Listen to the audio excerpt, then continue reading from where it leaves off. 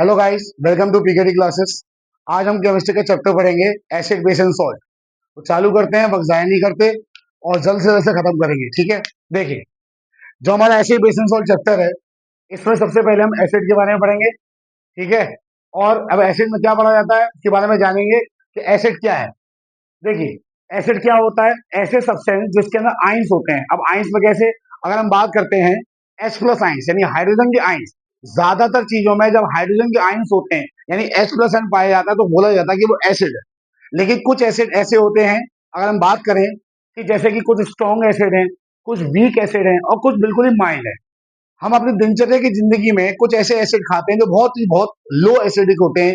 जैसे कि हम वेजिटेबल्स में लेते हैं, टमाटर हो गया, टामारिंड हो गया, इन सब में भी क्या प्रेजेंट होता है? एसिड होता है। ठीक है, जो हम डेली की दिनचर्या जिंदगी में अपनी चीजों में इंटेक करते हैं, खाते पीते रहते हैं। ठीक, अब हम आज के बारे में जानेंगे एसिड क्या होता है, तो देखते हैं क्या होता है। ठीक, देखिए, what is an acid? Acid क्या है? अ सब्सटेंस दैट टेस्ट्स सोर, जो कैसा होता है? हमारा खट्टा होता है। Turns blue litmus paper red, अगर हम कोई लिटमस पेपर को एसिड के पास ले जाएं तो वो ब्लू लिटमस पेपर को किसमें चेंज कर देगा? रेड में चेंज कर देगा। ये बात जानने वाली बात है कि हमारे पास एसिड का जो टेस्ट होता है वो कैसा होता है? सोर। सोर मीन्स खट्टा होता है, और इसका जो टेस्ट होता है, अगर हम टेस्ट की बात करें तो खट्टा होता है। और हम बात करते हैं कि अगर हम ब्लू लिटमस पेपर को उसमें हम डिप करते हैं एसिड में, तो उस ब्लू लिटमस पेपर को किसमें चेंज कर देता है? रेड में। यहां तक कि and neutralizes base is known as acid.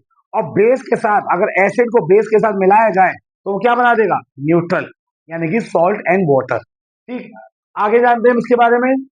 अगर हम पीएच स्केल की बात करते हैं जो हमें एसिडिक नेचर बताता है, तो पीएच स्केल की अगर बात करते हो, पीएच स्केल पे जो एसिडिक नेचर होता है, हमने पीएच स्केल देखा होगा, तो पीएच स्केल में हमारे पास 0 से लेके 14 तक डिजिट्स होती हैं। ठीक है, अगर हम बीच में होता है यहाँ पे न्यूट्रल, ये हो गया आपका ज्यादा एसिडिक, और ये हो गया ज्यादा बेसिक नेचर का।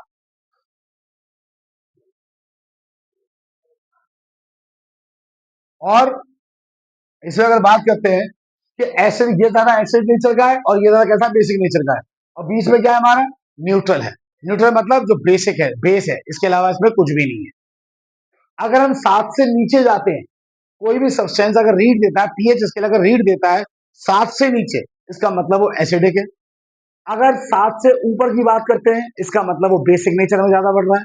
लेकिन अभी हम किसके बारे में बात कर रहे हैं? हम एसिडिक की बात कर रहे हैं, तो हम 7 से नीचे वालों की ही बात करेंगे, इसके बारे में बात हम नहीं करेंगे। क्लियर? इसमें देखिए अब आगे, they can be classified to two categories on the basis of their strength. यानी एसिड की स्ट्रेंथ के हिसाब से हम दो कैटेगरी में डिवाइड करते हैं। पहली कैटेगरी होती है वीक एसिड। वीक एसिड क्या होता है?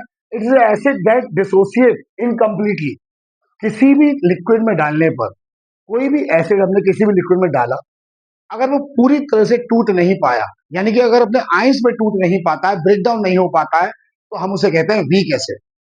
लेकिन अगर स्ट्रॉन्ग एसिड वो होता है कि जो किसी भी लिक्विड यानी सॉल्यूशन में डालने पर अगर वो पूरी तरह से टूट जाता है, ब्रेक डाउन हो जाता है, तो हम उसे स्ट्रॉन्ग एसिड बोला करते हैं। देखते हैं स्ट्रॉन्ग एसिड में, it's the acid that is completely dissociated in an aqueous solution. For example, जैसे कि हमारे पास HCl हो गया, hydrochloric acid, H2SO4 sulphuric acid हो गया, HNO3 नाइट्रिक एसिड हो गया, यह आपके स्ट्रॉन्ग एसिड में आते हैं। लेकिन वीक एसिड की बात करते हैं तो ये H2CO3 हाइड्रोजन कार्बोनेट हो गया, और हमारा H2SO3 हाइड्रोजन सल्फेट हो गया। ये सब वीक में आते हैं। ठीक है ना? यानी कि हम सिंपल डिफाइन डिफाइन करें अगर एसिड को, तो दो पार्ट में कैसे डिफाइन कर रहे हैं? एक स्ट्रॉन्ग और एक वीक।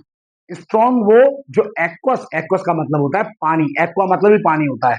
यानी कोई भी लिक्विड सॉल्यूशन के अंदर, एक्वस सॉल्यूशन के अंदर किसी भी अगर हम एसिड को डालते हैं, अगर वो पूरी तरह से टूट जाता है, उसके आइंस में टूट जाता है, तो वो स्ट्रॉन्ग एसिड है।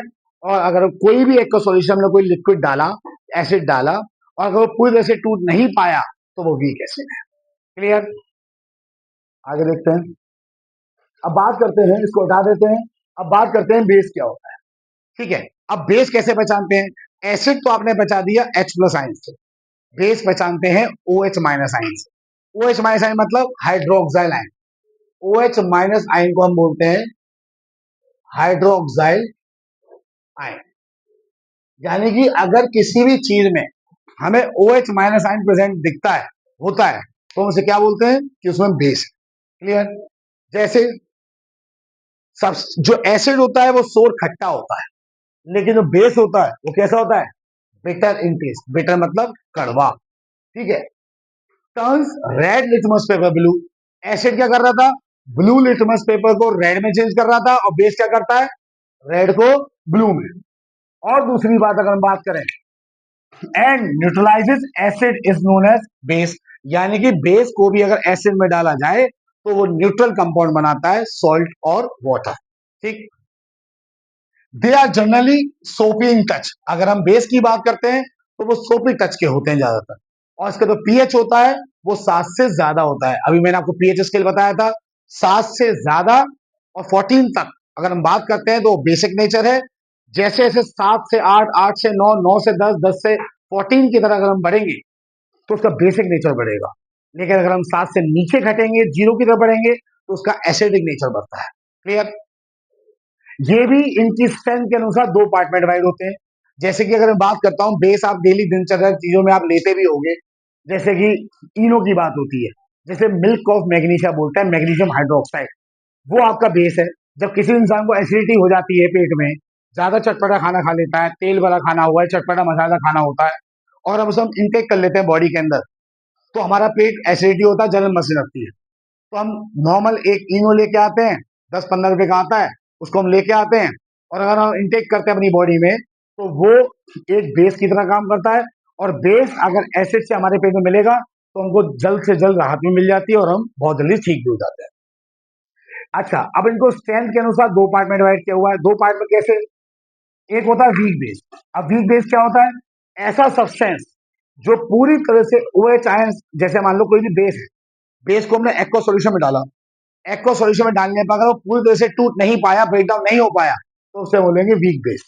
लेकिन अगर किसी भी एक्वा सॉल्यूशन में अगर आपने कोई ऐसा बेस डाला और वो पूरी तरह से OH माइनस आयन में ब्रेक डाउन हो गया, पूरा कंप्लीटली ब्रेक डाउन हो गया, तो उसे बोलते हैं स्ट्रॉन्ग बेस। क्लियर।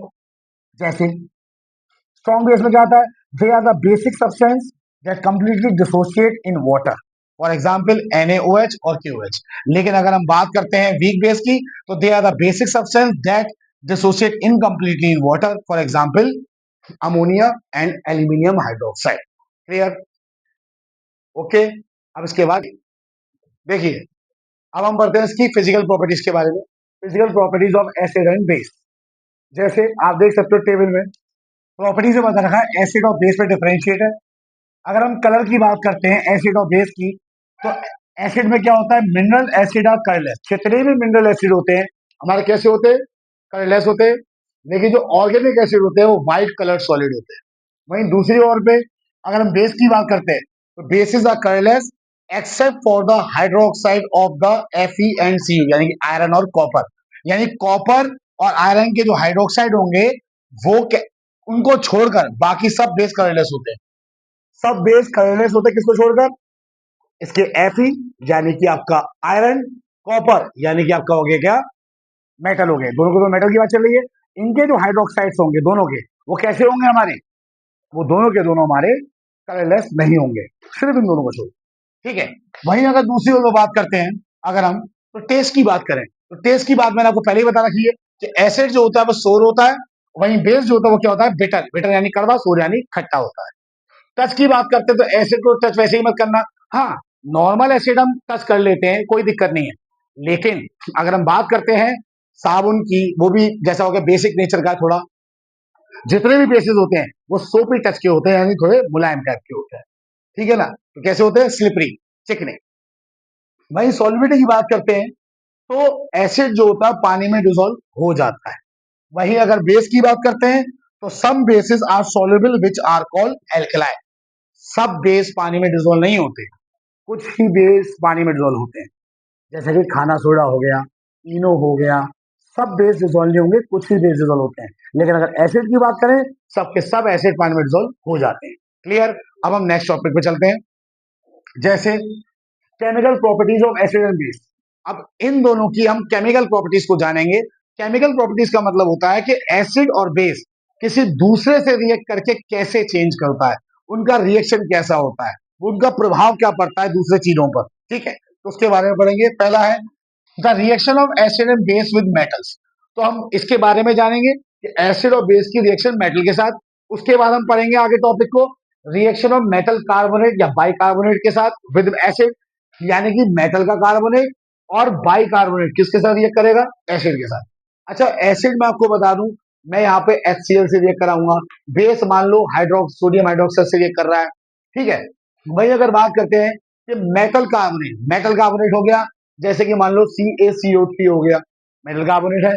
बाइकार्बोनेट हो गया, CaHCO3 हो गया, ये कैल्शियम बाइकार्बोनेट है, या इसको आप पढ़ सकते हैं कैल्शियम हाइड्रोजन कार्बोनेट। दो तरीका होता है पढ़ने का, आप ऐसे भी पढ़ सकते हैं, ठीक। इसके बाद तीसरी रिएक्शन के बारे में पढ़ेंगे हम, the reaction of metal oxide with acid, यानी मेटल ऑक्साइड का एसिड के साथ रिएक्शन क्या होता है। मेटल ऑक्साइड कैसे हो गया, जैसे सोडियम ऑक्साइड, मैग्नीशियम ऑक्साइड, ठीक है। तो सोडियम ऑक्साइड, ये मेटल के ऑक्साइड्स हैं, उनका रिएक्शन का क्या प्रभाव होगा, ठीक है। अब बात करते हैं reaction of non metal oxide. Non metal oxide होता है जैसे कार्बन डाइऑक्साइड, नॉन मेटल का ऑक्साइड है वो, ठीक है ना। CO2 हो गया, सल्फर डाइऑक्साइड हो गया, ये नॉन मेटल का ऑक्साइड है। तो इसको बेस से रिएक्ट करके क्या होगा, आगे देखेंगे। The reaction of acid with base, यानी कि अब लास्ट टॉपिक हमारे इसमें रहेगा केमिकल प्रोडक्ट्स में, कि एसिड अगर बेस से रिएक्ट करता है तो उसको क्या बोलते हैं, वो एक न्यूट्रलाइजेशन रिएक्शन होती है। क्लियर है। देखिए, अब हम इसमें आगे बात करते हैं, जो हमने पढ़ा था कि एसिड और बेस विद मेटल, यानी एसिड और बेस का मेटल के साथ क्या प्रभाव पड़ता है, उसके बारे में जानेंगे। इंटरेस्टिंग चीज है, कैसा पढ़ा ऐसे करो जो समझे इंसान कि कैसे पढ़ा जा रहा है, क्या हो रहा है, तब तो पढ़ने में मजा आएगा चैप्टर को, वरना तो फिर सोचते रह जाओगे हो क्या रहा है, ठीक है। जैसे एसिड एंड बेस किसके साथ, मेटल, मेटल यानी हार्ड सब्सटेंस के साथ। अब देखो कैसे हो रहा है, जैसे देखो एसिड जब भी मेटल से रिएक्ट करेगा तो सॉल्ट और हाइड्रोजन गैस बाहर निकालेगा, यानी ये बात हमें याद रखनी है कि कोई भी एसिड अगर मेटल से रिएक्ट करेगा तो सॉल्ट बनेगा और हाइड्रोजन गैस बाहर। अब सॉल्ट तुम सोचो कैसा सॉल्ट, तो मेटल का ही सॉल्ट होगा। अब मैं आपको सिखा दूंगा कि कैसे मेटल के सॉल्ट बना करते हैं। देखिए अब यहाँ पे जैसे मैग्नीशियम, मैग्नीशियम क्या हो गया, मैग्नीशियम एक मेटल है, क्या है हमारे पास, मेटल, जो कि एक सॉलिड है, ये इसकी स्टेट है।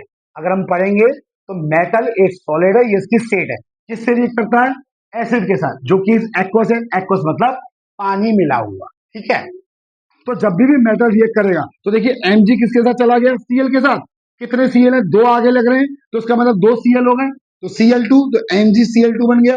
अब हाइड्रोजन गैस कितने बचे, ये दो बचे, तो दो H2 बाहर हो। तो क्या बना हमारे पास, ये हो गया हमारे पास सॉल्ट, मेटलिक सॉल्ट। कहा था ना कि मेटल का सॉल्ट बनेगा, तो मेटल कौन था, Mg। Mg ने किससे रिएक्ट किया, क्लोरीन, तो क्या बन गया मैग्नीशियम क्लोराइड, उसके साथ क्या बाहर निकला, हाइड्रोजन गैस। तो ये बात क्या सिद्ध होती है कि एसिड यानी ये हो गया, मेटल यानी ये हो गया, सॉल्ट यानी ये हो गया, हाइड्रोजन ये हो गया। तो मेटल जब भी एसिड से रिएक्ट करेगा, सॉल्ट और हाइड्रोजन गैस बाहर निकलेगा, ठीक है। अब आगे इसमें देखेंगे हम कि आगे रिएक्शन कैसी होती है। अगर हम बात करते हैं एल्कलाई, एल्कलाई मतलब बेस, ऐसे बेस जो पानी में डिसॉल्व हो रहे हैं, हम उनकी बात कर रहे हैं। तो क्या बात चल रही है, base that are soluble in water react with metal, यानी ऐसे बेस जो पानी में डिसॉल्व हो रहे हैं और रिएक्ट कर रहे हैं मेटल के साथ, जैसे सोडियम हाइड्रोक्साइड।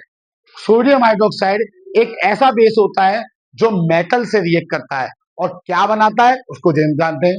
देखिए सोडियम हाइड्रोक्साइड NaOH, ठीक है, ये किससे रिएक्ट कर रहा है, जिंक मेटल के साथ। अच्छा ये जो हमारे पास ये एक्वस है, एक्वस मतलब पानी मिला हुआ सोडियम हाइड्रोक्साइड, वो किससे रिएक्ट कर रहा है, जिंक से। जिंक मतलब एक मेटल हो गया, तो क्या बनाएगा, जिंक किससे रिएक्ट करेगा, देखिए बनाना बेस है, तो आप यहाँ ध्यान रखिएगा, और निकलेगी क्या, हाइड्रोजन गैस। तो आप सिंपल है, अगर आपको नहीं भी आ रहा है तो आपके दिमाग में एक बात होनी चाहिए, क्या दिमाग में होगी, कितने देखो कितने सोडियम है, दो सोडियम, आगे दो लग रहा है, इसका मतलब दो सोडियम हो गए, दो ऑक्सीजन हो गए और दो ही हाइड्रोजन हो गए। तो इसका मतलब दो हाइड्रोजन को बाहर निकाल दो पहले ही, तो हमने दो हाइड्रोजन पहले बाहर निकाल दिया। अब जो बचा वो बचा उचा क्या होगा, सॉल्ट होगा, जैसे 2NaO और ये Zn बचा, तो हमने क्या किया, Na2 बचा, उसके बाद Zn लिख दिया और ये हो गया ऑक्साइड। ये आपका क्या आ गया, ये आपका एक सॉल्ट तैयार हो गया। सबसे पहले लिखा Na2 जिंक एक, जिंक एक, ऑक्सीजन दो है क्योंकि दो आगे लग रहा है, तो ऑक्सीजन हो गए कितने हुए, दो हुए, तो सोडियम जिंक ऑक्साइड, ये आपका एक सॉल्ट तैयार हो गया। यानी कि हमने इसमें ये पढ़ा कि एसिड मेटल से रिएक्ट करेगा, सॉल्ट एंड हाइड्रोजन गैस बनेगी, और हम उस बेस का इस्तेमाल करेंगे। मैंने थोड़ी देर पहले आपको एक बात बताई थी, बेस दो प्रकार के आ जाते हैं। ऐसे भी होते हैं जो पानी में डिजोल्व होते हैं, और ऐसे भी होते हैं जो डिजोल्व नहीं होते। लेकिन हम उन बेसों को यहां इस्तेमाल कर रहे हैं जो पानी से डिजोल्व होंगे और मेटल से रिएक्ट करेंगे, बनाएगा वही सॉल्ट और हाइड्रोजन गैस, जो कि एसिड बना रहा था। ठीक है, अब नेक्स्ट देखिए, अब हम नेक्स्ट टॉपिक देखते हैं। टॉपिक क्या हमारा, मेटल कार्बोनेट को या बाइकार्बोनेट को किससे रिएक्ट करना है, एसिड से। तो मेटल का कार्बोनेट या बाइकार्बोनेट किससे रिएक्ट कर रहा है, एसिड से रिएक्ट कर रहा है। वो कैसे कर रहा है उसके बारे में जानते हैं। देखिए, जब भी कोई मेटल कार्बोनेट या बाइकार्बोनेट, मेटल का कार्बोनेट या बाइकार्बोनेट रिएक्ट करता है किससे, एसिड से, तो हमारा क्या बनता है, सॉल्ट, कार्बन डाइऑक्साइड और वाटर।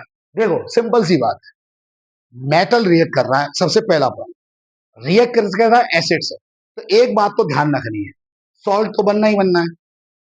दूसरी बात, यहाँ कार्बोनेट नाम आ रहा है, तो कार्बोनेट का मतलब कार्बन डाइऑक्साइड बाहर निकलेगी। अगर सल्फेट होता तो सल्फर डाइऑक्साइड बाहर निकलती, लेकिन अभी हम बात कर रहे हैं कार्बोनेट, तो कार्बोनेट से कार्बन डाइऑक्साइड। मेटल एसिड से रिएक्ट कर रहा है तो सॉल्ट तो हो ही गया, सॉल्ट तो होना ही होना है। तो यहां देखते हैं कैसे होगा। देखिए, ये सोडियम कार्बोनेट है, Na2CO3। सोडियम कार्बोनेट ये कर रहा है किससे, एसिड से। तो आप देखते जाओ, यहाँ पे 2 है, Na2, तो 2 सोडियम, CO3, CO3 का मतलब हो गया कार्बोनेट का होगा 3 ऑक्सीजन के, और यहाँ पे 2 हाइड्रोजन 2 क्लोरीन। ठीक है, अब इसमें बन क्या रहा है, 2 Na और 2 ही क्लोरीन, तो यहाँ से 2 Na लिए, यहाँ से 2 क्लोरीन लिए, तो 2NaCl बन गया, यानी कि हमारा सॉल्ट बन गया। मैंने आपको बताया कार्बोनेट से बनेगा कार्बन डाइऑक्साइड, इसका मतलब ये CO3 है। इस CO3 का क्या करो, इसको 3 ऑक्सीजन है, 3 में से 1 ऑक्सीजन हटा दो, फिनिश कर दो। यहां से कितना बचा, CO2, ये बन गया CO2। अब 1 ऑक्सीजन हटाया, वो किस पे चला गया, हाइड्रोजन पे, यानी H2, 2 हाइड्रोजन, H2। तो सिंपल यहाँ पे क्या हुआ कि जब भी मेटल का कार्बोनेट जब एसिड से रिएक्ट करेगा तो क्या बनेगा, सॉल्ट, कार्बोनेट है तो कार्बन डाइऑक्साइड और वाटर। क्लियर। नेक्स्ट है बाइकार्बोनेट। अब आपको बाइकार्बोनेट समझने में थोड़ी दिक्कत आती है। दिक्कत कैसे आती है, तो इसे बाई क्यों बोलते हैं जबकि बीच में एच लग रहा है। तो देखो, एक बात ध्यान रखना, दिक्कत नहीं आएगी। दिक्कत कैसी, कंफ्यूज, बच्चा कंफ्यूज हो जाता है कि पहचाने कैसे बाइकार्बोनेट के कार्बोनेट, लिखने में भी कंफ्यूज होता है। जब कार्बोनेट आए तो Na2CO3 यानी सोडियम होंगे 2, जब बाइकार्बोनेट आए तो सोडियम को एक ही लेना, यानी NaHCO3। देखो कैसे, ये है Na2CO3, ये सोडियम कार्बोनेट है, लेकिन अगर बाई की बात आती है तो यहाँ पे सोडियम 2 थे, यहाँ पे 1 हो जाता है, तो सोडियम हाइड्रोजन कार्बोनेट या सोडियम बाइकार्बोनेट दोनों नाम ले सकते हैं। किससे ये कर रहा है, एसिड से। यहाँ पे 2 हाइड्रोजन थे, यहाँ पे 1 हो गया, तो ये बैलेंस ध्यान रखना है। सॉल्ट बनना है, ये बात पक्की है, क्योंकि एसिड किससे रिएक्ट कर रहा है, मेटल से। देखिए इधर, तो Na के साथ क्या रहेगा, Cl, तो ये हो गया NaCl। यहाँ पे फिर मैं वही बात बोल रहा हूँ, CO3, यहाँ पे 3 ऑक्सीजन है, 1 ऑक्सीजन दे दो हाइड्रोजन को, तो 2 बचे, यानी CO2, तो CO2 बाहर। अब जो 1 ऑक्सीजन दे दिया था, 1 हाइड्रोजन इधर 1 इधर, तो 2 हाइड्रोजन और 1 ऑक्सीजन दे दिया था, तो H2O यानी कि वाटर बाहर। इनकी स्टेट लिखना बहुत कंपलसरी है, ये बात ध्यान रख लेना, नंबर कट्टा वरना सीबीएसई एग्जाम में। कैसे, आप ये देखते आए हो कि यहाँ पे हमने सोडियम कार्बोनेट लिया, तो ये एस मतलब सॉलिड की बात हो गई, एक्वस मतलब पानी मिला हो गया, ये भी एक्वस मिला यानी पानी मिला हुआ, ये गैस बनी, ये लिखना इंपॉर्टेंट है, ये लिक्विड बना पानी की फॉर्म में। अगर आप ये स्टेट नहीं लिखते तो आधा मार्क्स आपका रिएक्शन में कट जाएगा according to the board exam. तो इस बात का हमें ध्यान भी रखना है, क्योंकि स्टेट रिएक्शन के साथ साथ नाम भी लिखना होता है नीचे, और सीबीएसई रूल के अकॉर्डिंग आपको उनकी स्टेट भी बतानी पड़ेगी, तभी आपको रिएक्शन में पूरा मार्क्स मिलेगा। ठीक है, अब थोड़ा आगे चल के देखते हैं नेक्स्ट।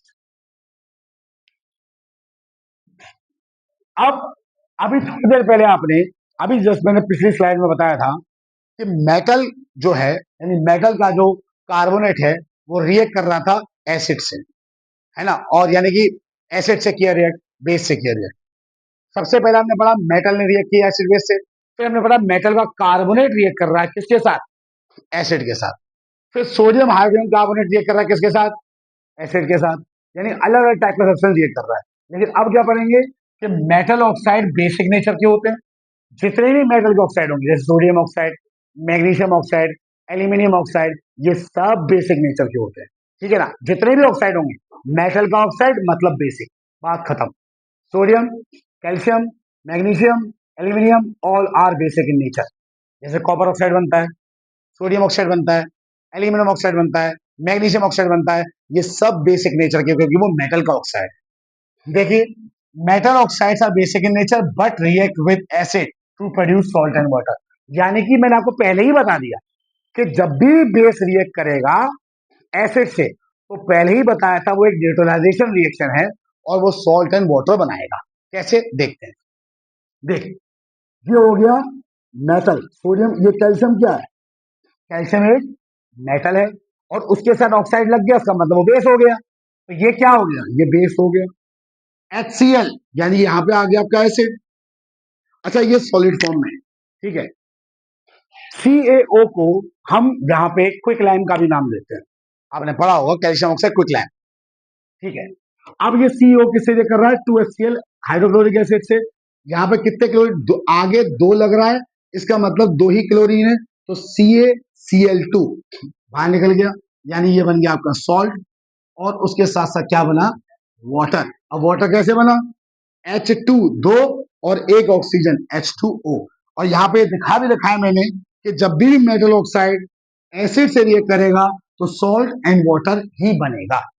अब कैसे पता किया यहाँ पर, ठीक है ना, जैसे आपके एनसीईआरटी बुक में एक डायग्राम भी होगा, ठीक है, और उसके बारे में आप एनसीईआरटी बुक को भी प्रेफर करेंगे ज्यादातर, लेकिन जो मेरे नोट्स हैं इनको भी आप ध्यान देंगे, ठीक।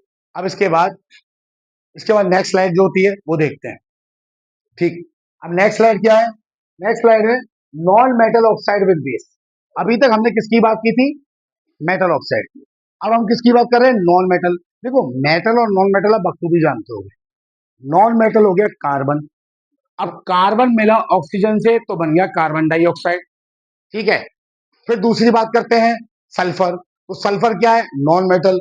नॉन मेटल मिला ऑक्सीजन से तो बन गया सल्फर डाइऑक्साइड, यानी नॉन मेटलिक ऑक्साइड, ठीक है। मेटलिक ऑक्साइड की बात क्या हो रही है, जैसे मेटल से ऑक्साइड मिला, sodium oxide, calcium oxide, magnesium oxide, ये सब मेटल ऑक्साइड है। लेकिन अगर हम नॉन मेटल ऑक्साइड की बात करेंगे तो carbon dioxide, sulphur dioxide, nitrogen dioxide, ये सब नॉन मेटलिक ऑक्साइड्स है। तो उसकी रिएक्शन क्या होती है बेस के साथ, उसके बारे में जानेंगे, तो देखते आइए। देखिए, non metal oxides acidic nature के होते हैं। अब देखिए फर्क क्या है, डिफरेंस क्या है। अभी हमने बात करी थी मेटल ऑक्साइड, तो मेटल ऑक्साइड कैसा था, बेसिक नेचर का था। लेकिन जो नॉन मेटल ऑक्साइड है वो कैसे नेचर का है, एसिडिक। अब कैसे एसिडिक है, आपने कार्बोनिक ड्रिंक तो पी होंगी, जैसे थम्स अप वगैरह आप पीते हैं, ड्रिंक्स वगैरह आप पीते हैं, मतलब सॉफ्ट ड्रिंक से मतलब है। तो आपने देखा होगा कि उसमें गैस जो होती है वो कार्बोनिक एसिड होती है, जो एसिड होता है, और उसमें गैस होती है कार्बन डाइऑक्साइड होती है। तो उसका मतलब उसमें नॉन मेटलिक ऑक्साइड फिल्ड है, ठीक है। जैसे अगर हम बात करते हैं यहाँ पे कि नॉन मेटलिक ऑक्साइड कैसा है, एसिडिक नेचर का है। लेकिन अगर वो बेस से रिएक्ट करता है तो फिर वो क्या कर देता है, न्यूट्रल कर देता है और सॉल्ट और वाटर बनाता है। यानी यहाँ पे फिर वही बात चल रही है कि अगर कोई बेस रिएक्ट करे एसिड से या एसिड रिएक्ट करे बेस से, बनना तो एक ही है, सॉल्ट एंड वाटर। देखिए कैसे। अब यहाँ पे ये क्या हो गया मेरे पास, सोडियम हाइड्रोक्साइड, देखिए OH आ रहा है, इसका मतलब बेस है, ठीक है। अब CO2 कौन हो गया, ये नॉन मेटलिक, कार्बन है नॉन मेटल एलिमेंट, और किससे रिएक्ट कर रहा है, ऑक्सीजन से, तो कैसा ऑक्साइड हो गया, नॉन मेटलिक ऑक्साइड हो गया। अब जब बेस रिएक्ट करेगा एसिड से तो क्या बनेगा, सॉल्ट और वाटर, ठीक। जैसे अब यहाँ पे कितने सोडियम, दो, कितने ऑक्सीजन, दो, कितने हाइड्रोजन, दो। अब कैसे बनना उसको देखो। अच्छा, अब यहाँ देखिए आप, कितने ऑक्सीजन है, CO2, दो ही ऑक्सीजन है। एक ऑक्सीजन इससे ले लो क्योंकि यहाँ पे दो है, एक ये इसको दे देगा, तो कितने होंगे इसमें, तीन। तो सोडियम कितने हैं, दो, तो यहाँ हो जाएगा Na2CO3। यहां से एक आपने इसको दे दिया तो बचा यहाँ पे एक, लेकिन हाइड्रोजन कितने हैं? दो, आगे दो लग रहा, दो है। H2 और एक ऑक्सीजन बचा एक, तो वाटर बाहर निकल गया H2। ठीक, इसी तरीके से जब नॉन मेटलिक ऑक्साइड भी बेस से रिएक्ट करेगा तो सॉल्ट एंड वाटर बनेगा, और एसिडिक ऑक्साइड भी अगर बेस से रिएक्ट करेगा तो क्या बनेगा? सॉल्ट एंड वाटर बनेगा। ओके, चलिए भाई अब नेक्स्ट टॉपिक बढ़ते हैं, न्यूट्रलाइजेशन रिएक्शन।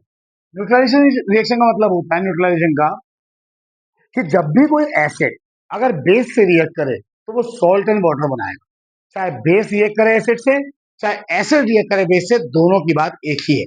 जैसे अगर the reaction between strong acid and strong base to give a salt and water, अगर कोई स्ट्रॉन्ग एसिड है या कोई स्ट्रॉन्ग बेस है तो क्या बनाएगा? सॉल्ट और वाटर बनाएगा। उसी प्रोसेस को क्या बोलते हैं? न्यूट्रलाइजेशन। ये बहुत इंपॉर्टेंट रिएक्शन बन जाती है अपने आप में। कैसे? वो देखिए, ये आपका बेस है क्योंकि इसके अंदर हाइड्रोक्साइड आयन है। ये आपका एसिड है क्योंकि इसके अंदर H प्लस आयन। ठीक है, अब ये H प्लस आयन, अब आप गौर से देखिएगा, मैं कुछ नहीं करूंगा लेकिन इसमें एक हल्की सी बात समझाऊंगा और ये फिनिश हो जाएगी रिएक्शन। ये H, एसिड का H और इसका OH दोनों को मिलाओगे तो ये वाटर बाहर, और Na के साथ क्या बन जाएगा? Cl। तो ये बन गया सॉल्ट और ये बन गया वाटर। ये आपकी कैसी रिएक्शन है? न्यूट्रलाइजेशन। Okay, now next. अब नेक्स्ट रिएक्शन में हम इंडिकेटर्स की बात करेंगे कि कैसे पता करोगे कि कोई एसिड है तो वो कितना ज्यादा स्ट्रॉन्ग है या कितना ज्यादा वीक है, या अगर कोई बेस है तो कितना ज्यादा स्ट्रॉन्ग है या कितना वीक है। तो इंडिकेटर्स होते हैं, उसके द्वारा पता कर लिया जाता है कि वो एसिड है या बेस या स्ट्रॉन्ग है या फिर वीक है। देखिए कैसे। अब हम बात करते हैं, the indicators tells whether a substance is acidic और basic by changing their colour. Indicators colour से पता लगाते हैं कि कोई भी सब्सटेंस एसिड है या बेस, या ज्यादा स्ट्रॉन्ग एसिड है या कम स्ट्रॉन्ग है, या ज्यादा स्ट्रॉन्ग बेस है या कम स्ट्रॉन्ग बेस है। वो कैसे पता लगाया जाता है उसके बारे में और जानेंगे। जैसे they are the three types of indicator, तीन प्रकार के इंडिकेटर्स होते हैं जो ये बताते हैं कि कोई सब्सटेंस एसिड है या फिर बेस है। कैसे? जैसे ये हो गया नेचुरल इंडिकेटर। नेचुरल इंडिकेटर यानी प्राकृतिक, प्रकृति से। जैसे they are obtain from the nature, जो प्रकृति से दिया होता है। तो जब कोई सब्सटेंस हमें प्रकृति से दिया होता है तो हम क्या बोलते हैं? Natural indicator. ठीक है, जैसे लिटमस हो गया, टर्मरिक हल्दी हो गई, और बहुत से ऐसे होते हैं। लेकिन टर्मरिक और लिटमस तो आप जानते ही हो, टर्मरिक तो आप हल्दी जानते हो। तो ये नेचुरल इंडिकेटर हैं जो आपको पता लगा देंगे कि कोई सब्सटेंस एसिड है या फिर बेस। एक्चुअली होता क्या है कि अगर आप मान लीजिए कि किसी एसिड को आपने टर्मरिक पे डाला और वो कुछ कलर चेंज कर गया, ऐसे आपने बेस को भी डाला तो वो कुछ कलर चेंज कर गया, तो वो कलर ये बता देता है कि वो एसिड है या फिर बेस। तो पता चल जाता है हमने वो सब्सटेंस हल्दी में डाला वो एसिड था या फिर बेस था। ठीक, नेक्स्ट है synthetic indicator. They are synthesized in a laboratory and are artificial, यानी कि ये ऐसे इंडिकेटर होते हैं जो कि लेबोरेटरी में प्रिपेयर्ड होते हैं या आर्टिफिशियल मैन मेड होते हैं। जैसे फॉर एग्जाम्पल मिथाइल ऑरेंज या फिर फिनोल्फथैलीन, ये आर्टिफिशियल है। फिनोल्फथैलीन या मिथाइल ऑरेंज ये आपके सिंथेटिक इंडिकेटर्स में आते हैं जो ये बता देते हैं कि कोई सब्सटेंस एसिड है या फिर बेस है। वही बात करते हैं olfactory indicators, their odour changes in acid और बेसिक मीडिया, यानी इनका जो ऑर्डर होता है ये एसिडिक और बेसिक मीडिया में जो टेस्ट होता है वो चेंज हो जाता है। कैसे होता है? फॉर एग्जांपल वनीला और ओनियन, यानी जो अनियन होता है वनीला होता है, अगर हम कोई सब्सटेंस इसमें डालते हैं तो अपना ये ऑर्डर, अपना टेस्ट चेंज करते हैं, तो उससे पता लगाया जाता है ये खट्टा है या कड़वा है। अगर खट्टा हुआ तो समझ में आ जाएगा एसिड है, अगर कड़वा हुआ तो समझ में आएगा वो क्या है? बेस है। तो हम टेस्ट से भी पता कर सकते हैं कि यार खट्टा है कि कड़वा है, एसिड है कि बेस है, ऐसे। ठीक ना, अब हम इसके बारे में देखिए, अब हम बात कर रहे हैं व्हाट आर द अल्कलाइज। एल्कलाइंस वो बेस होते हैं जो पानी में घुल जाते हैं। अब आपने पीरियोडिक टेबल तो देखी होगी। पीरियोडिक टेबल में जो पहला ग्रुप होता है और दूसरा ग्रुप होता है वो एल्कलाई का होता है और दूसरा ग्रुप एल्कलाइन अर्थ मेटल का होता है। लेकिन हम उन मेटल की बात कर रहे हैं जो एल्कलाई हैं और उस बेस की बात कर रहे हैं जो पानी में घुल जाते हैं। ठीक है, तो हम जानेंगे एल्कलाई आखिर होता क्या है, उसकी प्रॉपर्टीज के बारे में, उनके कलर के बारे में और किससे रिएक्ट करते हैं उनके बारे में। जैसे alkali is a base that dissolve in water, ऐसा बेस जो पानी में घुल जाता है। दे आर सोपी टू टच, यानी अगर छुएंगे तो वो सोपी टच का होगा, बहुत मुलायम होगा। दूसरी बात, बिटर टेस्ट के होते हैं यानी कि कड़वे होते हैं। और कोरोसिव यानी इनमें आग भी लग जाती है, कोरोसिव नेचर उसे कहते हैं। बहुत हार्श रिएक्टिव नेचर के होते हैं, जैसे कि सोडियम हाइड्रोक्साइड हो गया, पोटेशियम हाइड्रोक्साइड हो गया, जिनका पीएच 7 से ज्यादा और 14 तक होता है। अब हम प्रॉपर्टीज की बात करते हैं तो number one property, they are soft and low density. ये सॉफ्ट होते हैं और डेंसिटी बहुत छोटी होती है, कम होती है। Alkalis have low melting and boiling point, इनका जो मेल्टिंग पॉइंट बॉइलिंग पॉइंट होता है वो कम होता है। तीसरी बात, दे गिव कैरेक्टरिस्टिक्स कलर्स, यानी कि जब इनको आग लगाई जाती है तो वो अलग अलग फ्लेम में, अलग एक फ्लेम के अंदर अलग अलग कलर एग्जिबिट करते हैं, बाहर निकालते हैं। Alkali react easily with halogen. Halogen क्या होते हैं? हेलोजन होते हैं हमारे 17 ग्रुप में आने वाले, जैसे कि फ्लोरीन, क्लोरीन, ब्रोमीन और आयोडीन। ये चार जो रहते हैं ऊपर के, जैसे फिर कल बाहर आई एक और होता है एटोनियम, लेकिन उसको लिया नहीं जाता है हेलोजन। तो फ्लोरीन, क्लोरीन, ब्रोमीन, आयोडीन, फिर कल बाहर आई आंटी, या फतेहपुर से बरेली फिर अतरौली, ऐसे भी आप कर सकते हो। ठीक है, और अगर हम बात करते हैं तो ये क्या करते हैं, alkali react easily with halogen, यानी एल्कलाई ऐसे मेटल जो रिएक्ट करते हैं, पानी में डिसॉल्व तो हो ही जाते हैं, लेकिन वो आसानी से अपना एक इलेक्ट्रॉन लॉस करते हैं, और जो हेलोजन होता है वो आसानी से एक इलेक्ट्रॉन गेन करता है। इसीलिए यहाँ पे लिखा हुआ है alkali react easily with halogen, क्योंकि एल्कलाई जो होते हैं वो पहले ग्रुप के हो गए, फर्स्ट ग्रुप। फर्स्ट ग्रुप में कौन कौन से हो गए? ह, ली, ना, के, रब, से और फरियाद। Hydrogen, lithium, sodium, potassium, rubidium, caesium, francium, ये पहले ग्रुप में होने की वजह से इनकी आखिरी शेल में एक ही इलेक्ट्रॉन होता है, और जब एक इलेक्ट्रॉन इनको देना होता है, इनके आखिरी शेल में 7, जैसा फ्लोरीन, फ्लोरीन का एटॉमिक नंबर 9 होता है। ये 2,7 इसका इलेक्ट्रॉनिक कॉन्फ़िगरेशन हो गया। अब जैसे मान लो लिथियम है, तो लिथियम का कितना हो गया, 2,1 हो गया। तो ये एक इलेक्ट्रॉन लॉस करेगा और ये एक इलेक्ट्रॉन गेन करेगा। इसीलिए ये आसानी से रिएक्ट करते हैं, क्योंकि अल्कलाई अपने इलेक्ट्रॉन को लॉस करता है और हेलोजन उसी इलेक्ट्रॉन को गेन करता है। इसका मतलब ये आसानी से रिएक्ट हो सकते हैं। अब दूसरी बात अगर हम बात करते हैं, ठीक है, तो दूसरी बात हम क्या बात करेंगे इसमें? ओके, अब दूसरी बात में क्या है कि जैसे दे can be stored in mineral oil solution, यानी इनको अगर स्टोर करके रखना है तो किसी मिनरल ऑयल सॉल्यूशन के अंदर इसे हम स्टोर भी कर सकते हैं। अब आगे देखिए, आगे हमारा डाइल्यूशन ऑफ एसिड। ठीक है, अब क्या है इसमें? The process of dissolving an acid और base in water is a highly exothermic. देखो, एक्सो का मतलब होता है बाहर, और थर्मिक का मतलब हीट, यानी कि बाहर हीट निकलना। यानी कि बात यहां चल रही है कि अगर एसिड को या बेस को जब पानी में डिसॉल्व किया जाता है तो उसमें हीट बाहर निकलती है। ठीक, अब कैसे, इसके बारे में थोड़ा जानेंगे। क्या जानेंगे भी, क्या दे रखा है? जैसे nitric acid HNO3, sulphuric acid H2SO4 with water, पानी के साथ। Acid to water, acid to water मतलब एसिड डाला गया पानी में, दोनों बातें अलग हैं। पानी को डाला एसिड में या एसिड को डाला पानी में। अब इसमें से सही कौन सा है? और जब आप कभी एक्सपेरिमेंट करोगे अपनी क्लास में, अपने स्कूल में या अपनी लेबोरेटरी में, तो आपको सिखाया जाएगा क्या एसिड में पानी डालना ठीक है या पानी में एसिड डालना ठीक है। तो जानते हैं कौन सा ठीक है और जो आपको सुरक्षित रखेगा। देखिए, पहली बात करते हैं एसिड को पानी में डालना। अब एसिड आप मान लीजिए नाइट्रिक एसिड और सल्फ्यूरिक एसिड, इन दोनों के ही बात लेके चलते हैं। ठीक है, एसिड पानी में, यानी एसिड को पानी में डाला गया, यानी यहां आ गया आपके पास वाटर और इसमें डाल दिया गया एसिड।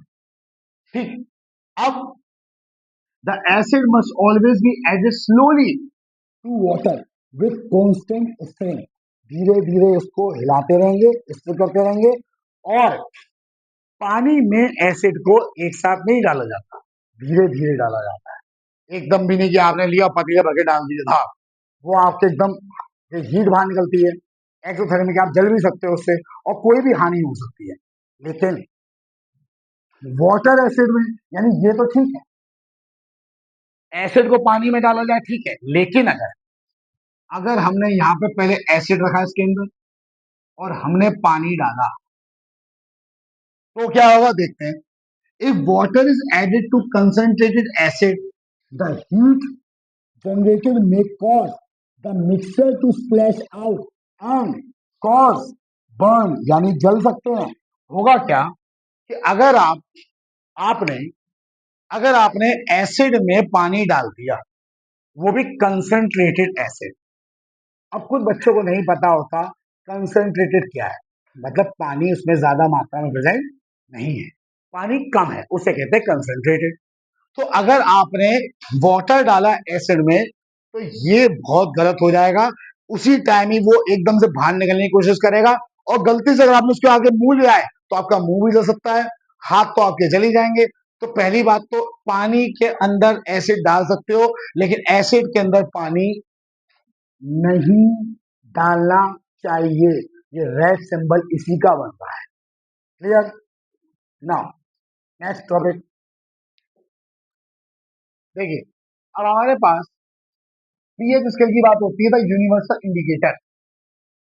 ये आपको ये बताता है कि कोई अगर एसिड है तो कितना एसिडिक है, वीक है या बहुत ज्यादा स्ट्रॉन्ग है। तो पीएच स्केल में हम H प्लस आयन या OH माइनस आयन ये दर्शा देते हैं कि कोई एसिड है तो कितना एसिड है, यानी H प्लस आयन मिला हुआ है किसी एक को सॉल्यूशन में तो कितना है, ज्यादा है या कम। ज्यादा हुआ H प्लस आयन तो वो एसिडिक होगा, कम हुआ H प्लस आयन तो सिंपल सी बात है बेसिक होगा। उसी तरीके से अगर OH माइनस आयन कम हुआ तो इसका मतलब वो बेसिक है, और OH माइनस आयन ज्यादा हुआ इसका मतलब वो एसिडिक है। क्लियर? देखिए, pH scale was developed to measure the concentrated H hydrogen ion in the solution. The P in pH stand for potence। अक्सर पूछ लिया जाता है ये जो P है, pH में इसका मतलब क्या है, इसका मतलब है पोटेंस। इन जर्मन का मतलब, जर्मनी में मतलब हो सकता है मतलब पावर, यानी power of H plus ion. किसी भी एक्वा सॉल्यूशन में पीएच अगर पूछा जाता है कि इस सॉल्यूशन का पीएच क्या है, यानी कि बात कर रहा है उस सॉल्यूशन के अंदर हाइड्रोजन आयंस की पावर क्या है, ज्यादा है या कम। ठीक, देखिए आगे, the pH scale ranges from 0 to 14। मैंने आपको पहले ही बता दिया था।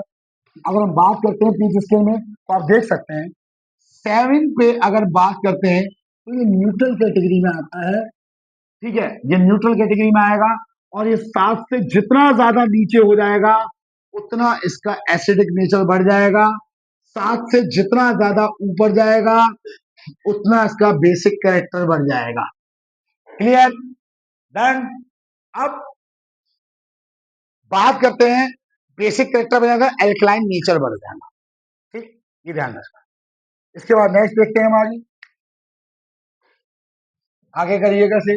अब यहाँ पे देखिए, इसी देखिए, इसे ही देखिए। अब यहाँ पे मैंने एक स्केल ये बना रखा है पीएच स्केल, और इस पीएच स्केल में छोटी मोटी बातें हैं जो हमको ध्यान रखनी होती हैं। अगर जैसे बेसिक चीज की बात करते हैं तो वाटर और ब्लड, वाटर का पीएच तो नॉर्मल है, लेकिन ब्लड देखते हैं तो थोड़ा वो बेसिक की कंडीशन में आ रहा है। बेकिंग सोडा और soda, milk of soda, coffee देखिए पीएच एसिडिक में आता है। कॉफी जब आप पीते हैं तो वो एसिडिक नेचर है। वाइन वैसे ही एसिडिक है, बड़े लोग पीते हैं इसे, गरीब आदमी वाइन इससे कहाँ आती है। नींबू ज्यादा ले लिया जाए तो नींबू चुभता भी है, ज्यादा नींबू डालना भी नहीं चाहिए क्योंकि वो ज्यादा हार्श कर सकता है। कोई भी नेचुरल चीज है, प्राकृतिक है, कम खाने में सही लगता है, ज्यादा खाओगे तो वो एसिडिटी क्रिएट करेगा ही। ठीक, अब स्टमक हमारा एसिडिक होता है, HCl वो भी एसिडिक है। ठीक है, वहीं अगर हम आगे बढ़ते हैं, सोडा की बात करते हैं, मिल्क ऑफ सोडा या मिल्क ऑफ मैग्नीशिया की बात, सॉरी सोडा। सोडा आपने देखा हो ना, लोग सोडा पीते हैं कुछ लोग, या सोडा पड़ा होता है हमारा कोल्ड ड्रिंक्स वगैरह में, तो बेसिक होता है। ठीक, और हम लोग जब अल्कोहल ड्रिंक किया जाता है तब भी उसमें क्या होता है, सोडा ही होता है। ठीक है, मिल्क ऑफ मैग्नीशिया की बात चल रही है, ये बात चल रही है इनो की। इनो के रैपर में कभी भी आप पढ़ के देख लीजिएगा, मैग्नीशियम हाइड्रोक्साइड लिखा होगा, या साफ साफ शब्दों में लिखा होता है मिल्क ऑफ मैग्नीशिया। ये बेस होता है, और बेस आपका कितना बेसिक पे है, या आप देख रहा है ये 10 के आसपास है। तो ऐसा मत करना कि इनो के अलग अलग फ्लेवर आ रहे हैं, मम्मी सब पैकेट डाल दो, अलग अलग पीऊंगा, 5-6 फ्लेवर ले आओ।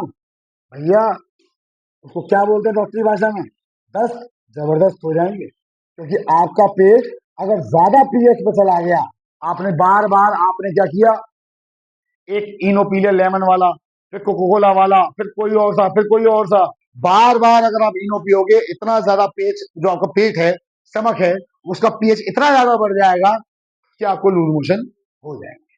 तो इससे थोड़ा बचना है, लिमिटेड अमाउंट में लिया जाता है। ठीक, बाकी आप लोग ये देख लेंगे तो आपको थोड़ा बहुत इसके बारे में ज्ञान भी हो जाएगा। देखिए, अब एवरीडे लाइफ में अगर हम बात करते हैं, तो are plant and animal pH sensitive? क्या प्लांट और एनिमल का जो पीएच होता है वो सेंसिटिव होता है? जैसे our body works with pH range 7 से 7.8। अगर आप स्वस्थ हैं, बिल्कुल बढ़िया हैं, कोई दिक्कत नहीं है, बॉडी बिल्कुल बढ़िया फर्स्ट क्लास कंडीशन में, मजा आ रहा है जिंदगी में, तो आपकी बॉडी का पीएच जो होगा वो 7 से 7.8 पे होगा। हल्का सा भी करता है, ज्यादा अगर कम हो गया या ज्यादा बढ़ जाता है, तो बॉडी में दिक्कत आना चालू कर देती है, बॉडी वीक सी लगने लगती है, या कुछ ना कुछ हरास सी होती है बॉडी के अंदर। ठीक, तो जो प्रॉपर बॉडी रहती है, हमारी हमारी बॉडी सर्वाइव करती है, वो 7 और 7.8 पे करती है। Living organism can survive only in a narrow range of pH. जो लिविंग ऑर्गेनिज्म है, जीव जंतु हैं, चाहे जानवर की बात करें या इंसान की बात करें, वो एक नैरो रेंज में ही सर्वाइव करते हैं। अगर हमारी बॉडी का भी पीएच एक हद से ज्यादा बढ़ जाता है, तो बेसिकली हम सर्वाइव नहीं कर सकते। कोई भी जीव जंतु है, अगर पीएच ज्यादा हाई हो जाना तो भी नुकसान है, ज्यादा जीरो पे आ जाना, हाई हो जाना, जीरो का मतलब एसिडिक हो जाना, तो भी बहुत नुकसान है। ठीक, अब जब बारिश पड़ती है, कहते हैं कि पहली बारिश एसिडिक रेन होती है, क्योंकि पूरी जो धूल मिट्टी कण होता है एनवायरमेंट में, जितना भी धूल मिट्टी होता है वो सब नीचे आ जाता है, तो हमें स्किन प्रॉब्लम्स, एक्वेटिक लाइफ की दिक्कत पानी में जब पड़ता है, घरों की दीवारों पे वो भी खराब, आपके कोई भी मेटलिक ऑब्जेक्ट पे वो भी खराब। तो ऑल ओवर ये देखा जाए तो पहली ये बारिश खराब ही होती है। लेकिन बारिश का जो पीएच होता है, जो रेन वाटर, इसका पीएच 5.6 से कम ही होता है, ज्यादा नहीं होता। It is called acid rain.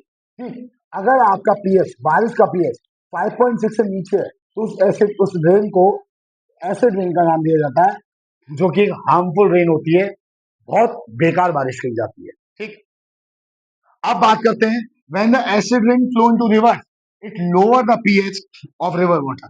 लेकिन अगर यही एसिड रेन पानी में जाता है, कहीं ना कहीं तो जाएगा ना, नालों से जाएगा या कैसे भी जाएगा, रिवर्स वगैरह में जाएगा, रिवर से ओशन में जाएगा, ओशन से मतलब एक महासागर में तब्दील हो जाएगा, तो जाना तो कहीं ना कहीं पानी है। ठीक, लेकिन जो पानी का बहाव है, अगर ये एसिड रेन जब पानी रिवर्स में जाती है, तो उसके पीएच को कम कर देती है। क्या कर देती है? कम कर देती है। जो भी एसिडिक रेन अगर पानी में गया, तो वहां की, उस पानी को गंदा कर देगी, उस पानी को एसिडिक कर देगी, और पानी अगर एसिडिक हो जाता है, तो वहां की जो एक्वेटिक लाइफ है वो ढंग से सांस नहीं ले पाएगी, और वो भी मर जाएगी। ठीक, चाहे वो प्लांट हो, चाहे वो एनिमल ही क्यों ना हो, एक्वेटिक हो।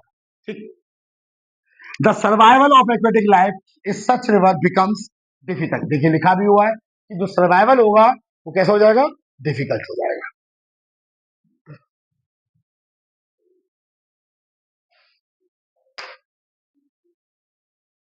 देखिए, अब हम टॉपिक चालू करेंगे, what should be the pH of the soil in the backyard. यानी कि जो हमारे बगीचे होते हैं, तो मिट्टी होती है, तो उसका पीएच क्या होता है। भाई प्लांट ग्रोथ होता है, तो किसी भी पीएच पर ग्रोथ नहीं हो जाएगा, उसका भी एक सुटेबल पीएच होता है। अगर सॉइल की फर्टिलिटी टेस्ट करी जाती है, तो उसका पीएच भी चेक होता है, तब जाके पता चलता है कि वो प्लांट कितना अच्छा ग्रो कर सकता है, कितनी अच्छी सॉइल की फर्टिलिटी हो सकती है, सॉइल कितनी फर्टाइल हो सकती है, तो उसके बारे में देखिएगा। Plants require specific pH range for their healthy growth. Plant को एक स्पेसिफिक ग्रोथ चाहिए होती है, ग्रोथ करने के लिए specific pH of the soil चाहिए होती है। The optimum pH range of the soil suitable for plant growth should very between. अब जो ऑप्टिमम रेंज होती है, अगर आपको सॉइल को बहुत अच्छा रखना है कि प्लांट की ग्रोथ बिल्कुल फर्स्ट क्लास हो, तो उसकी सॉइल की जो मिट्टी की जो पीएच होगा वो 5.5 से 7 होना चाहिए, यानी कि एसिडिक से न्यूट्रल के बीच में होना चाहिए।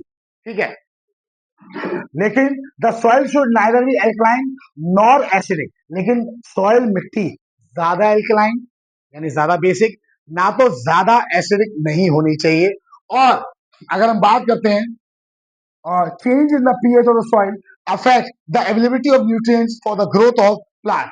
अगर आपने पीएच चेंज कर दिया मिट्टी का, तो सॉइल में जो प्रेजेंट न्यूट्रिएंट्स होते हैं, आप ये समझ लीजिएगा कि सॉइल में प्रेजेंट न्यूट्रिएंट अब वो फायदा नहीं कर पाएंगे प्लांट को, जो फायदा मिट्टी प्लांट को कर सकती थी।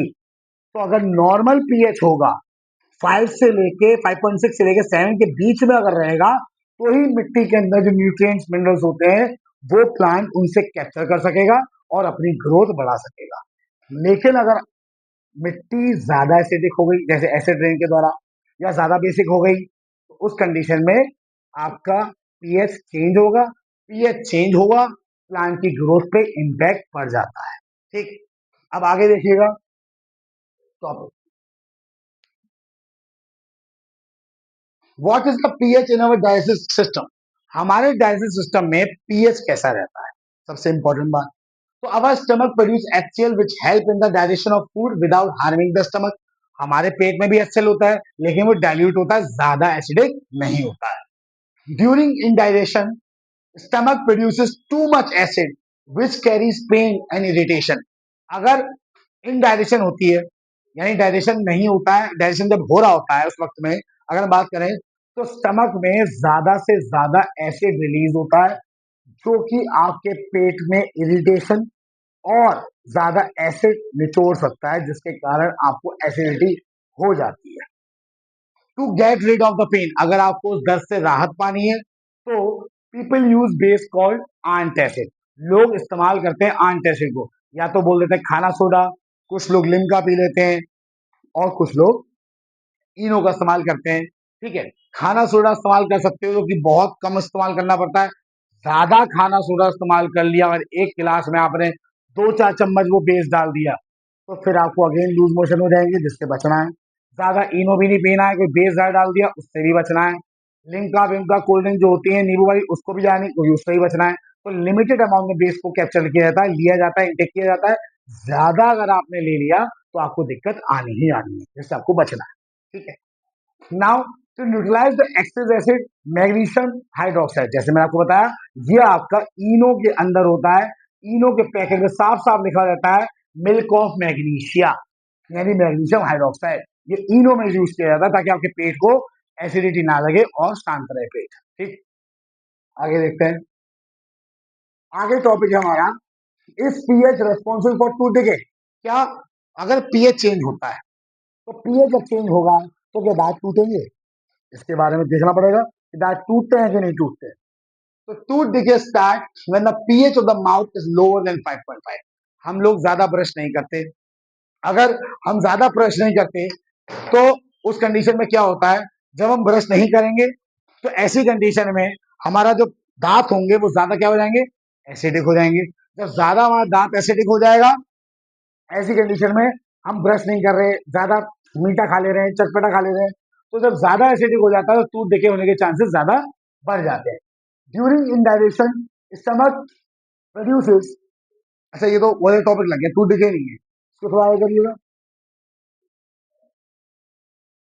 ठीक है, इसको थोड़ा आगे, ये वाली टॉपिक है। तो ये इसमें देखिए पीएच वाली बात बताई थी मैंने, कि अगर टूथ डिके की बात चलती है, तो उसमें 5.5 से अगर हमारा पीएच लोअर होता है तो दांत टूटना चालू कर देते हैं। टूथ एनेमल, यानी जो हमारा येलो येलो जो एक जम जाता है दांत में, जो जब ब्रश नहीं करते वो होता है। तो tooth enamel is made up of calcium hydroxy peptide. Crystalline form of calcium phosphate is the hardest substance in the body. हमारे जो दांत होते हैं वो किससे बने होते हैं? नाम पढ़ लीजिए, कैल्शियम हाइड्रोक्सी एपेटाइट। ये हार्डेस्ट सब्सटेंस हमारी बॉडी में होते हैं दांत, जो कैल्शियम हाइड्रोक्सी एपेटाइट से मिलकर बने होते हैं। ठीक है ना? अब सोचो वही चीज टूट रही है तो आप कितना ध्यान दे रहे हो अपने दांतों को, कितना नहीं दे रहे हो। ठीक है। और it corroded when the pH in the mouth is below 5.5। दांत टूटना यानी कि जो कैल्शियम हाइड्रोक्सी एपेटाइट होता है वो टूटना तब चालू होता है जब आपके दांतों का यानी आपके मुंह का जो पीएच है वो 5.5 से नीचे चला जाता है। ये तभी होता है आप मीठा खा रहे हो ज्यादा, या कोई चटपटा चीज खा रहे हो, ब्रश पे ध्यान नहीं दे रहे हो, मुंह को कुल्ला नहीं कर रहे हो, तो ऐसी कंडीशन में ज्यादा एसिड नेचर बढ़ जाता है मुंह के अंदर, और पीएच नीचे 5.5 से गया नहीं, आपके दांत टूटना चालू हुए। Bacteria present in the mouth produces acid by degradation of sugar and food particles remaining in the mouth after eating. अब हम जब खाना खाते हैं जैसे बैक्टीरिया रह जाते हैं मुंह में, तो वो भी एक कारण बन जाता है। ठीक है ना? The best way to prevent is to clean, जाहिर सी बात है। अब जो टूथपेस्ट हम इस्तेमाल करते हैं, ठीक है ना, तो हम टूथपेस्ट इस्तेमाल कर रहे हैं तो टूथपेस्ट में क्या होता है? बेस होता है, कोलगेट का बेस है, और मुंह में क्या है? एसिड। तो बेस एसिड से जब मिलेगा, हम ब्रश करते हैं तो क्या बनेगा? Salt and water. ठीक है। अब ये चैप्टर इसको हम देखते हैं। अब इसको देखा जाएगा अब आगे। चलिए अब नेक्स्ट टॉपिक देखते हैं, self defence bye animal and plant through chemical warfare. अब इसमें जैसे कि आपने देखा बी स्टिंग, अगर कोई मधुमक्खी काटती है, चींटी काट जाती है, तो वो क्या छोड़ के जाती है आपकी बॉडी के अंदर, जिससे आपको जलन मचती है। तो bee sting leaves an acid which causes pain and irritation. वो एसिड छोड़ जाती है, अगर आप किसी बॉडी के हिस्से में काटती है तो वो फॉर्मिक एसिड छोड़ के जाती है। ठीक है। अब उसको सही कैसे करना है ना, बहुत से लोग बोलते हैं चाबी घिसो। भैया चाबी अगर किसी गलत हिस्से में काट गई, वहां तो चाबी नहीं घिस सकते ना। चेहरे पे काट गई, वहां पे घिस लोगे चाबी? गले में घिस लोगे या कहीं और? वहां नहीं कर सकते।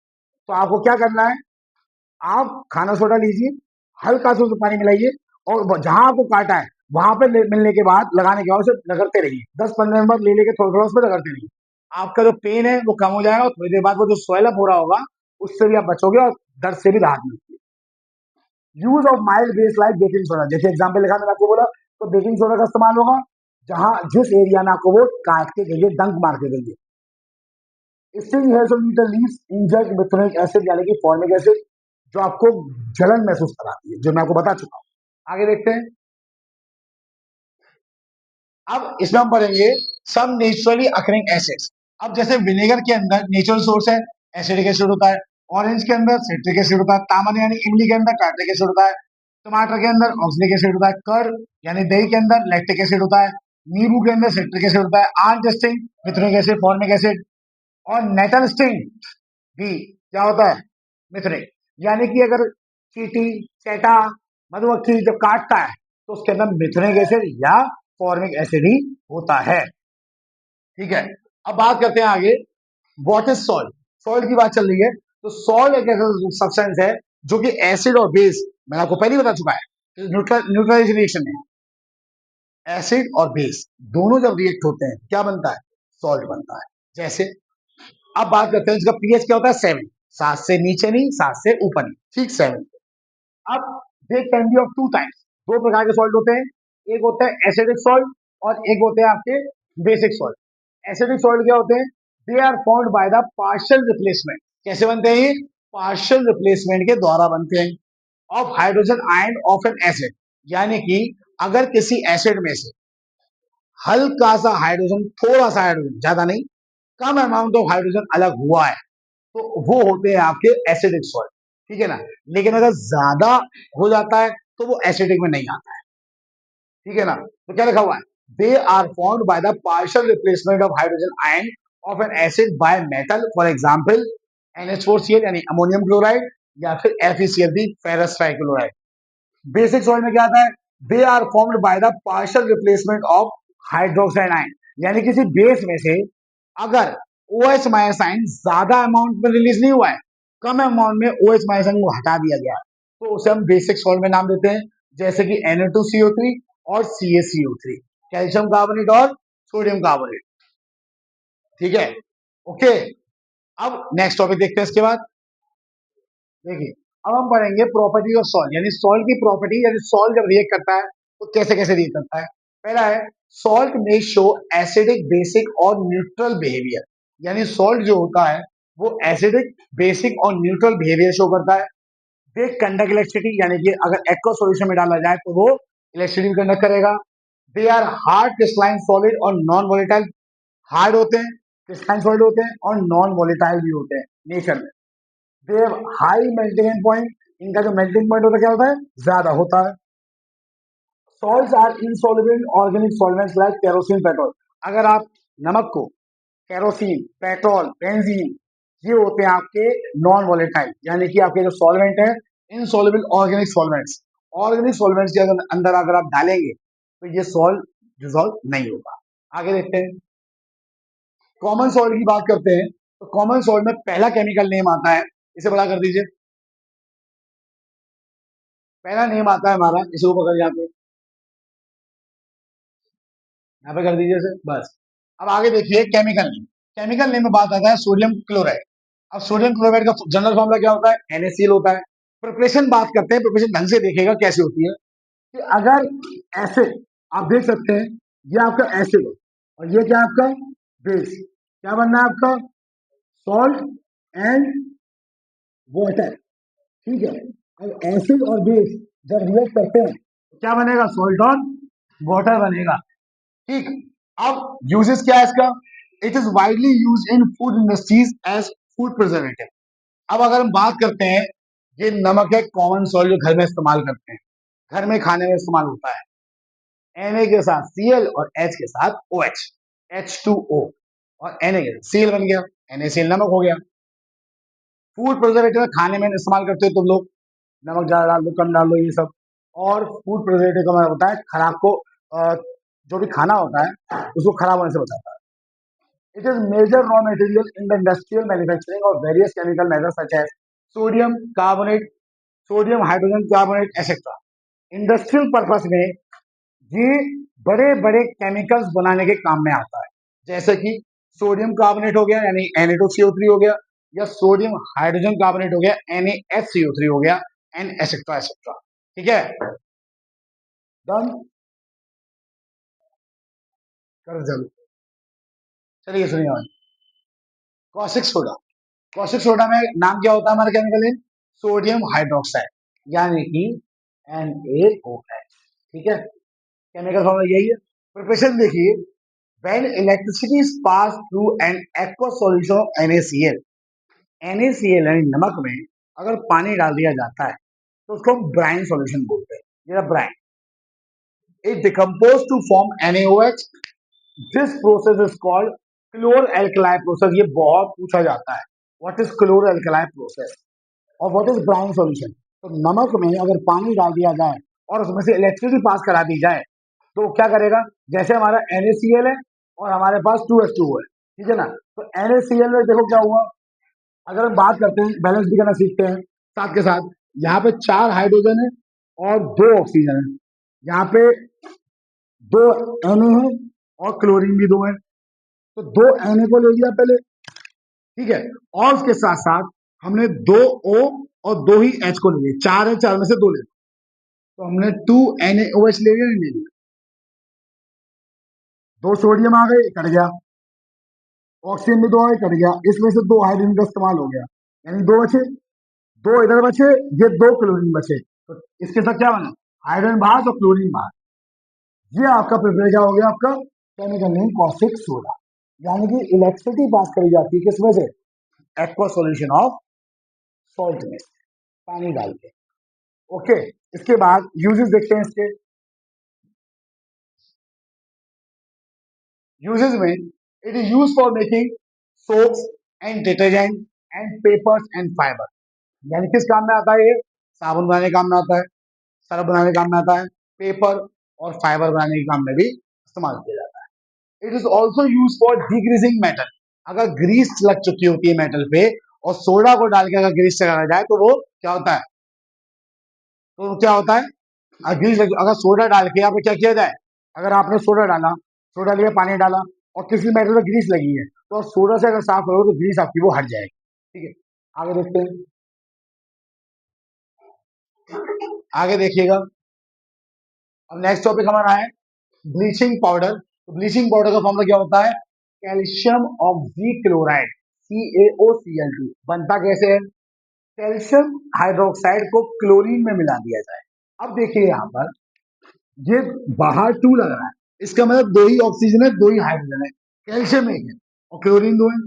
अब इसमें से काम करिए, कैल्शियम तो एक ही ले लीजिए, एक ही है, एक ही ले लिया आपने। ऑक्सीजन 2 है, लेकिन आपने कितने, यहाँ पे ऑक्सीजन कितने हैं? 2। हाइड्रोजन कितने हैं? 2। लिया कितना है? ओनली एक। तो एक इसमें से ले लीजिए, तो कैल्शियम ऑक्सी और क्लोरीन दोनों के दोनों ही ले लिए, यानी क्लोरीन आपके 2 थे तो दोनों के दोनों ही समान हो गए। तो कैल्शियम ऑक्सी क्लोराइड बन गया। अब कितने हाइड्रोजन बचे? 2। इसमें से आपने एक ऑक्सीजन ले लिया था, एक बचा तो H2O बाहर। तो कैल्शियम ऑक्सी क्लोराइड बना, ये क्या हो गया आपका? Bleaching powder. ये बनता किससे है? क्या होता है आपके पास? ये स्लेक लाइम। तो स्लेक लाइम में क्या डाला गया? क्लोरीन गैस डाली गई, तब जाके आपका कैल्शियम ऑक्सी क्लोराइड बन के तैयार हुआ। अब इसकी हम प्रिपरेशन की बात करते हैं। प्रिपरेशन तो हो गई, इसकी यूजेस की बात करते हैं। Drinking water germ free. अगर पानी में ब्लीचिंग पाउडर डाल दिया जाए तो पानी, कोई खराब पानी है वो पीने लायक हो जाएगा, यानी जर्म फ्री हो जाएगा। और ये एक एंटी ऑक्सीडाइजिंग एजेंट का काम करता है बहुत सारी इंडस्ट्रीज में। चलिए अब आगे करते हैं। Baking soda. बेकिंग सोडा का फॉर्मूला होता है सोडियम हाइड्रोजन कार्बोनेट, या सोडियम हाइड्रोजन कार्बोनेट, या सोडियम बाइकार्बोनेट। तो देखते हैं बनता कैसे है। जब नमक में पानी डाल दिया जाए, अमोनिया NH3 अमोनिया होता है, और ये हो गया आपका कार्बन डाइऑक्साइड। नाम लिख देते हैं। ये आपका सोडियम क्लोराइड आपको सबको पता है, वाटर, अमोनिया और कार्बन डाइऑक्साइड, अब सब लोगों को पता है। अब देखिए बनना किससे है। इसका N, इसमें से एक एच ले लीजिए, ठीक है। अब ये जो O है इसको दे दीजिए, क्योंकि इसमें CO3 हो जाएगा। अपने को CO3 बनाना है ना, और H भी चाहिए, तो दिमाग चलना चाहिए, H आएगा। H हमने इससे ले लिया या इससे ले लिया, ठीक है। अब Na आप पे है, Na आ गया, एक H इसने दे दिया, ये एक H आ गया, और ऑक्सीजन इसको दे दिया, CO3 हो गया, डन। अब इसमें हमारा NaCO3 बन गया, बचा क्या? एक N बचा। यहाँ पे 3 हाइड्रोजन में से आपने एक हाइड्रोजन दे दिया, तो 2 बचे, 2 ये रहे, 2 ये रहे, कितने हो गए? 4 NH4, और एक अकेला बचा Cl, NH4Cl, यानी कि अमोनियम। इसे बोलेंगे सोडियम हाइड्रोजन कार्बोनेट, यानी कि बेकिंग सोडा, और ये अमोनियम क्लोराइड, ये कार्बन डाइऑक्साइड, वाटर, और ये नमक। अब ये इस्तेमाल कहाँ होता है? बेकिंग सोडा इस्तेमाल किया जाता है बहुत सी चीजों में, जो घर में मम्मी यूज करती है, मम्मी बनाती होंगी सामान खाने का। The baking soda is use in the kitchen for making crispy pakoras. किसी भी सब्सटेंस को क्रिस्पीनेस लानी हो तो उसमें बेकिंग सोडा डाला जाता है। It is also use as soda acid fire extinguisher. आपने देखा होगा, जो आग बुझाने के आपके स्कूलों में लगे होते हैं, बड़ी बड़ी इंडस्ट्री फैक्ट्री में लगे होते हैं, उसमें सोडा एक्सटिंग्विशर का इस्तेमाल किया जाता है, तो वहां पे इसका इस्तेमाल होता है। डन। अब आगे देखते हैं next topic, washing soda.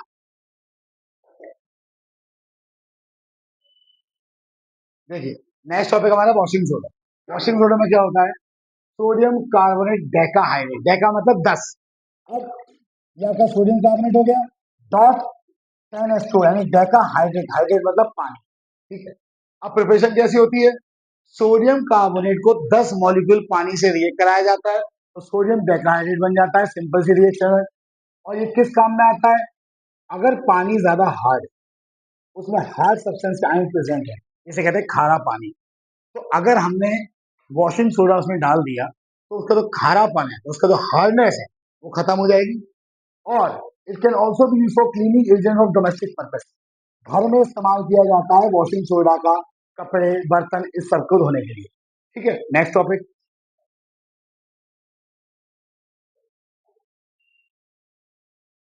Next topic में आपने देखा होगा, नेक्स्ट टॉपिक में, टॉपिक देखिए, नेक्स्ट टॉपिक आपका प्लास्टर ऑफ पेरिस, और ये लास्ट टॉपिक है हमारा। ये प्लास्टर ऑफ पेरिस का फॉर्मूला क्या होता है देखते हैं। इसे बोलते क्या, कैल्शियम सल्फेट हेमीहाइड्रेट। हेमी का मतलब आधा, ठीक है। अब कैल्शियम सल्फेट ये रहा हाफ H2 यानी हेमीहाइड्रेट। थोड़ी देर पहले हमने टॉपिक पढ़ा था डेका, डेका मतलब 10, 10 हाइड्रेट। यहाँ पे हेमीहाइड्रेट यानी आधा। इसमें क्या होता है, जब हम it is formed when gypsum is heated at 100 degree celsius to lose water. जब जिप्सम को हीट किया जाता है और हीट करने के बाद पूरी तरह से उसमें से पानी निकाल दिया जाता है, तब जाके आपका पीओपी यानी प्लास्टर ऑफ पेरिस बनता है। कैसे, ये कैल्शियम सल्फेट आपका बाई हाइड्रेट है, बाई मतलब दो, ठीक है। अब इसको हीट किया गया, हीट में आपने लिख दिया यहाँ पे कि हमने इसको हीट किया, केमिस्ट्री की भाषा में डेल्टा बना देते हैं यानी हीट हो रही है। तो इसमें हुआ क्या, अब दो पानी के मॉलिक्यूल हैं, टू, दो में से जो आधा है वो तो यही लेगा कैल्शियम सल्फेट हेमीहाइड्रेट, और जो डेढ़ हुआ यानी 1.5 ये बाहर हो गया। सिंपल सा रिएक्शन है। ये किस काम में इस्तेमाल होता है, आपने देखा होगा डॉक्टर जब फ्रैक्चर हो जाता है, किसी आदमी को डॉक्टर जब प्लास्टर चढ़ाता है, वो प्लास्टर वो पीओपी तो होता है प्लास्टर ऑफ पेरिस, और it is use for making toys material and for decoration and for making surface smooth. Decoration में इस्तेमाल होता है बहुत सी चीजों में, ठीक है। तो ये टॉयज बनाते हैं उसमें इस्तेमाल होता है, और जो आर्टिफिशियल चीजें होती हैं उसमें भी कुछ ऐसी चीज होती है जो आर्टिफिशियल मेड होती हैं, उसमें भी इस्तेमाल किया जाता है, ठीक है। तो यहाँ पे ये चैप्टर खत्म होता है। I hope you like my videos, ठीक है, और आगे भी देखते रहिए और चैनल को सब्सक्राइब करिए। Thank you very much.